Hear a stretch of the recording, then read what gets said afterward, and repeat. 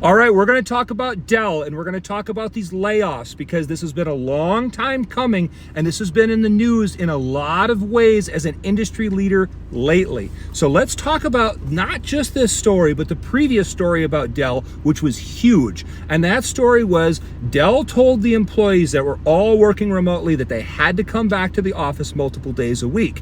And what did that result in? Most of the employees didn't want to come back. So what did Dell do in this instance? They said, okay, you can stay home, but you can't get raises and you can't get promoted if you want to do that. And you know what those employees said? No problem. The majority of them still wanted to stay home. Now, why am I bringing this story up in the same kind of era as talking about layoffs? Because many companies, not just Dell, have done this as a way to cut employees, meaning to have them quit without having to terminate them or lay them off or pay severance packages or anything else. Because a lot of companies had people go out during the pandemic, and then when they demand people come back to the office, people that have moved to Montana or South Dakota or Tennessee or whatever, because the cost of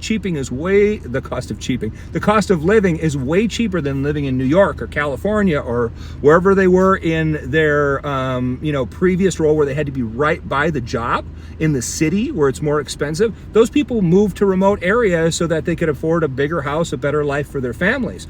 And so when they did this and said, you guys have to come back to office, many people said, no thanks, I'll find another remote role. And that saved these companies from having to pay for all of these layoffs.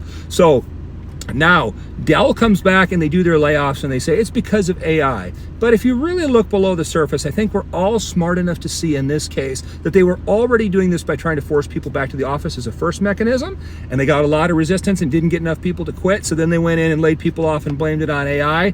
But you can blame a lot of other things at Dell happening first, like the deal that they had with McDonald's for AI to do all the order taking for people in the drive-through that bombed. So that failed as well. So I'll just tell you that this is not the first company to go through this tactic of forcing people back to the office as a way of getting people to quit rather than having to lay them off and pay severance. But them trying to blame it on AI is just as ridiculous to me. Let me know what you guys think.